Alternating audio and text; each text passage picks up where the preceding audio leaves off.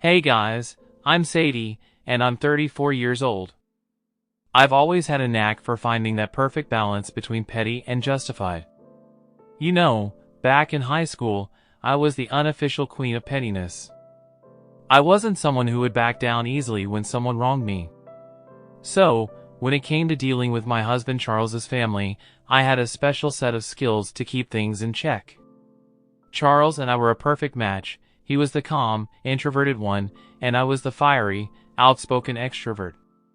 It was like we were made for each other. However, things became complicated when it came to his mother, Beatrice, and his sister, Adeline. Beatrice, my mother-in-law, was a strict, no-nonsense lady. She had high expectations for her family and was never shy about voicing her complaints. She had a way of making any issue seem like a life-or-death situation. There was just no satisfying her, and she was always ready to confront someone if things didn't go her way. Then there was Adeline, Charles's younger sister. She had inherited her mother's confrontational nature and the art of being spoiled. It seemed like she believed the world owed her something, and she had mastered the art of making demands. As if Charles hadn't won me enough, I soon found out that Charles's family gatherings were always an adventure filled with endless complaints and confrontations. Beatrice and Adeline seemed to thrive on it, like they were energy vampires. They were like a tag team, always finding someone to be upset about. It was exhausting. Over the years, I honed my skills in dealing with that drama. I had to navigate the stormy waters of family gatherings with poise and, sometimes, yes, a little pettiness, but it was all in good fun and was the only way to survive the emotional roller coaster that was Charles's family. I knew how to maintain my cool and hold my ground when they tried to push my buttons.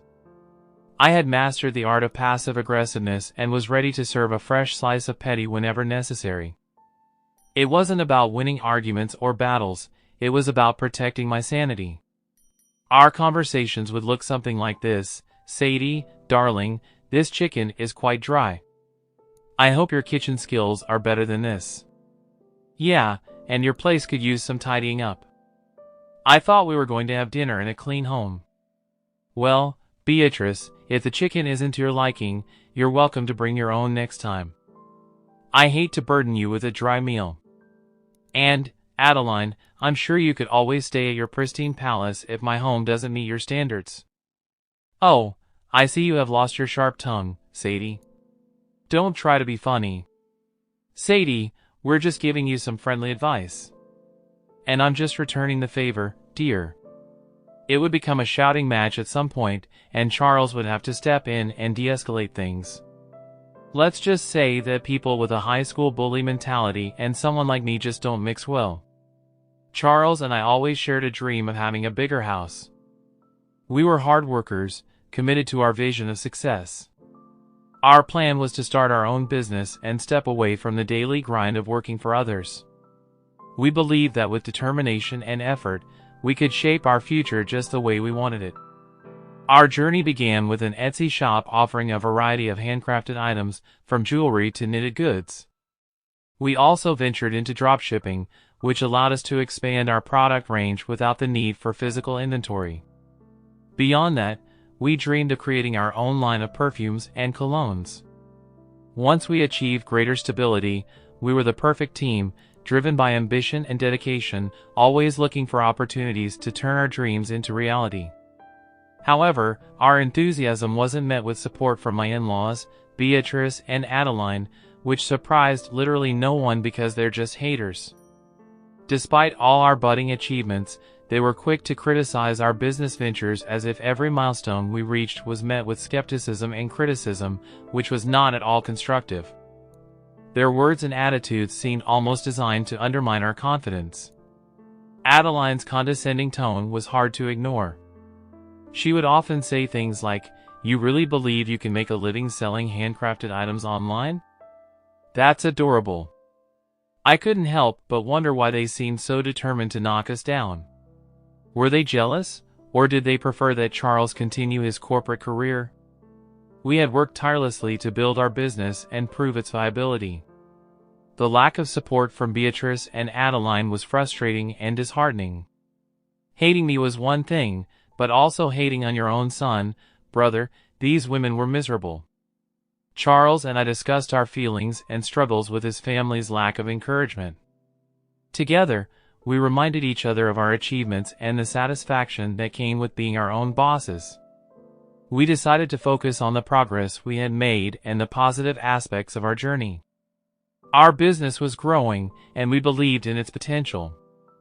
Charles, I can't stand the way your sister and your mom always belittle and criticize everything we do. I know, Sadie, but I've been dealing with that my entire life. I've grown used to it. Well, that doesn't mean you should just accept it. We're working hard to achieve our dreams, and we don't need their negativity. You need to talk to them. Both of you to assume they'd even listen to me, babe. I know you're not super confrontational, but I think it's high time you take some action. If they're not listening to you, then maybe it's time we distance ourselves from them. I don't think I could ever cut them off though. They're family, Charles.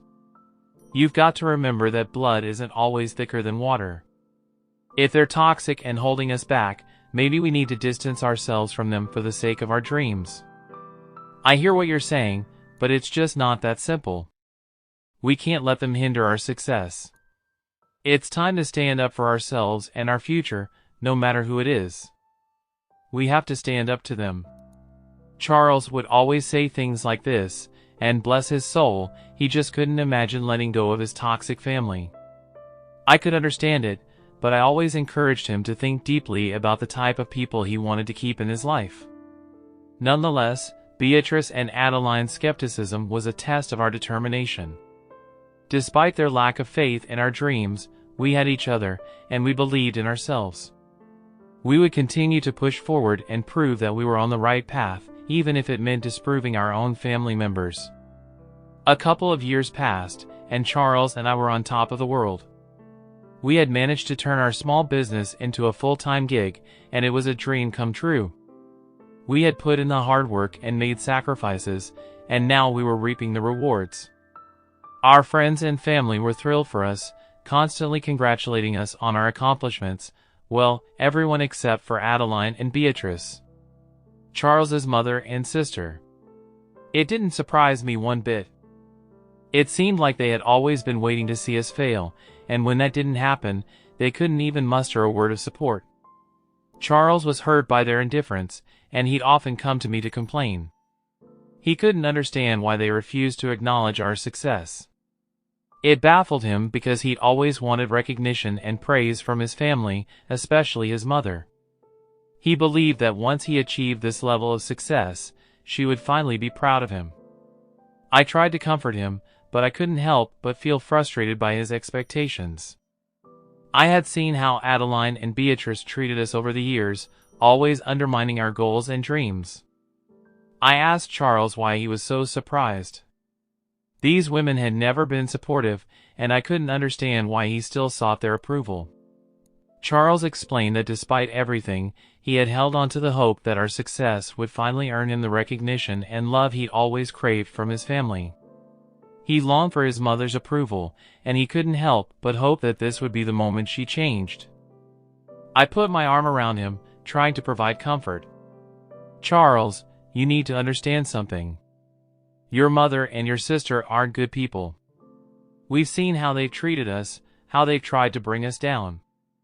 Their lack of support now doesn't change who they are. You're an incredible person, and your worth shouldn't be defined by their approval or disapproval. Charles nodded, and I could see the struggle in his eyes. Breaking free from the need for his family's validation wasn't easy, but I knew he was capable of it. He had built something wonderful with me, and that success should be enough for anyone. Another year rolled by, and Charles and I had managed to save up enough money for a down payment on our dream house. It was a beautiful home with 6 rooms, 7 bathrooms, a pool, and a hot tub. The neighborhood was ideal, and we couldn't believe our luck. We decided to get a mortgage, just to be on the safe side, and with all the paperwork in place, we finally signed the deal and moved into our new home. It was a dream come true, and we couldn't be more grateful. We shared our journey and experiences through vlogs, updating our loved ones on the progress and updating the family group chat. The praise and congratulations poured in from friends and family, all except for Adeline and Beatrice. Their lack of support and approval was par for the course. However, this time Charles didn't seem to be as affected as before. He had come to realize that seeking validation from people who are always unsupportive was a losing battle. It was a realization that made me proud of him. Adeline and Beatrice noticed the change in Charles. He wasn't constantly vying for their attention and validation anymore. This shift was unsettling to them, as they were accustomed to his updates and reports on his life. However, they couldn't ignore our new home, so it was me who broke the news to them with a sense of accomplishment. I typed out the message and sent it to the family group chat, sharing our excitement about the new house. Their response was chilly, but Charles remained unfazed. I was having a peaceful afternoon when my phone rang. I saw Adeline's name on the caller ID. When I answered, I also heard Beatrice's voice was in the background, so they were together.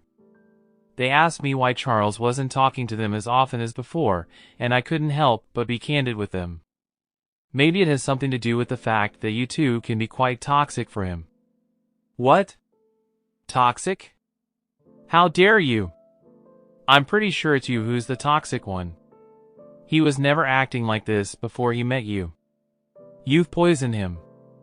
No, all I did was tell him that he deserved to be around people who loved him and supported him. I guess he no longer thinks that you two fit the criteria. You think you're all high and mighty? You think you're better than us? Well, just wait and see. We'll get back at you for trying to turn Charles against us. You should be upset because he's finally realized his worth. It's about time he stopped seeking validation from people who have always been unsupportive. You both are awful, and I'm glad I didn't grow up with such hateful and unsupportive people. I wonder how Charles managed to be the sweetest and kindest man I know, considering he had people like you around him. I'm not scared of you too. Your days of bullying Charles and me are over. We're finally living in our dream home, far away from all the BS. Adeline and Beatrice were furious, promising to ruin my life for what I had said. I didn't let the threats get to me and simply hung up the call, knowing that I no longer needed the toxicity in my life. After we'd kind of settled into our new home, there came a day that brought us an unexpected surprise. Adeline and Beatrice appeared at our front door. Charles, ever the friendly one, greeted them and invited them inside, but I remained cautious. I couldn't help but ask, "What are you doing here?" Their presence felt unusual, and I wasn't sure what to make of it. And that's when Adeline revealed that they had come to see the house and congratulate us on this major achievement. It was the first time we had ever received such support from Adeline and Beatrice, so we were really shocked. They seemed genuinely interested, complimenting the house and saying it looked like a vacation home. Charles was ecstatic to finally receive some praise and recognition, and he couldn't stop smiling. However, I couldn't help but feel skeptical and reserved. I whispered to Charles that I still didn't fully trust them, but I didn't want to dig too deep and put a damper on his happiness. So, I put on a polite front for the day. Once Beatrice and Adeline left, we finally had some time alone to talk about what had just happened. You know, Sadie, I'm really glad my mom and sister finally came by. It feels like they're treating me with kindness and respect for the first time. Maybe this is the start of something new. It's nice that they dropped by, but I can't help but feel like there might be ulterior motives behind this sudden change. You're being a bit paranoid, don't you think? People can change, and maybe they're just trying to make an effort. I do believe people can change, but I find it hard to believe that they could change so quickly. I'm not saying I won't give them a chance, but I'll keep my guard up just in case. Suit yourself. As for me, though, I'm gonna invite them for coffee tomorrow. The very next day, we gathered for that coffee date Charles had proposed. Unfortunately, during the day, Charles was called in to tend to a work emergency, leaving Beatrice, Adeline, and me alone together. That's when I noticed the abrupt change in their demeanor. The nice girl act they had put on just a day before was gone. They began to shout insults at me, hurling words like daggers. I tried to keep my cool, but their behavior was unacceptable. I asked them to leave if they couldn't behave themselves, but that's when Beatrice dropped a bombshell. Actually, I don't think we will because this house doesn't belong to you. I was taken aback, confused by her statement. It didn't make sense. Adeline and Beatrice began to reveal their sinister plan, and it became clear that their earlier kind words had been nothing more than a facade. What the hell are you talking about? You see, when we saw the pictures, we said that this was a really nice house, and when we saw it in person yesterday, it looked even better. Needless to say, we really enjoyed this house. In fact, we enjoy it so much that we think it shouldn't belong to you. Excuse me? Did you do some drugs before coming here? I'm being serious, Sadie. I mean, really think about it. After everything my daughter has accomplished, I think that this house belongs to her. What the hell is wrong with you? Why do you want to do this? I want it for Adeline because she deserves it more than Charles and you do. My jaw dropped. You're both going crazy if you think you can just take this house away from us. You'd better leave before I call the cops. Beatrice, however, remained unfazed. I don't need your permission, Sadie. I just need to convince Charles, and believe me, that won't be hard. He's always wanted our approval, and he'll do anything to get it. We will get this house one way or another. You'd be better off putting Adeline's name on the deed now, so we can move in and enjoy our new home. Their audacity left me speechless. They got up and left, presumably to get ready to butter up my husband with their lies. Luckily for me, I had been recording the whole conversation. When Charles came home that night, I sat him down and recounted the entire ordeal with his mother and sister, emphasizing that they were a different breed of evil. I played the recording for him, and he listened with growing anger and disappointment. He thought they were finally extending kindness, but it had all been employed to manipulate him into agreeing to their ridiculous proposal. I shared my plan to get back at them. We would agree to their demand of giving the house to Adeline, but we would also sign over the mortgage. They probably thought the house was fully paid for, but that wasn't the case. Charles agreed with the plan and admired my strategic thinking, so we set out to put it into action. Charles called Adeline and told her that the house would be hers by the end of the week. She should be prepared to move in, he said. Adeline and Beatrice were ecstatic, taking pleasure in rubbing it in my face, thinking they had the upper hand and had finally avenged my advice to Charles about valuing himself more and keeping toxic people out of his life. We continued to act oblivious, quickly moving back to our old home, which we took off the market. The charade was far from over, and we were determined to teach them that we weren't to be trifled with. Shortly after, Charles and I handed over the house to Adeline. She was ecstatic, saying that Beatrice would be moving in with her soon. They couldn't wait to enjoy their new home. We continued to play along, acting oblivious and congratulating Adeline on the new house. We agreed with her when she said that she deserved it, even though we knew what was coming. A whole month went by, and I started receiving a barrage of calls from both Adeline and Beatrice. Guess it was time to pay their dues. After a few ignored calls, I finally answered Beatrice's call. Sadie, do you know about the mortgage on this house? But of course. Thanks for covering it, by the way. Well, we can't afford this. What did you expect from such a lavish house? We thought the house was paid off. This is ridiculous. Why didn't you say anything? Why would I say anything? Your daughter was the homeowner after we signed her name on the deed. Why didn't you two check about the clauses and the agreements? I didn't think that this would happen. You have to help us, please.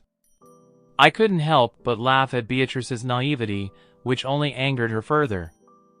I seized the opportunity to let her in on the secret, revealing that Charles had been aware of all of this. The plan to bamboozle them and to laugh in their faces when they realized they were screwed. He knew everything, Beatrice. She was shocked to hear that her son had a hand in their predicament. If you mistreat someone enough times, they realize that they're better off without you. Can't say I didn't see this coming, and I can't say I'm sorry either. You two are horrible people, and you deserve to be humiliated and kicked out of my home. In the background, I could hear Adeline crying, not knowing what to do. The two of them had already sold their houses and they couldn't get them back. Well, what the hell do you want us to do? Where are we supposed to go? I don't know, and I don't care. Leave me out of your BS. You brought this onto yourself. But we have nothing. We don't have any money. You better find a way to make money then. Hey, I have an idea. What about dropshipping? With that, I hung up and shared the call's outcome with Charles. We both had a good laugh and felt a sense of satisfaction in the way things had turned out. Don't forget to hit that like button if you enjoyed this video, and if you're curious to see where this journey takes us next, make sure to subscribe and turn on notifications so you won't miss a single update. Your support is what keeps this channel alive and kicking, and every like, comment, and share means the world to us. We've got plenty more stories, insights, and surprises coming your way, so stay tuned for the next video. Thanks for watching, and I'll see you in the next one.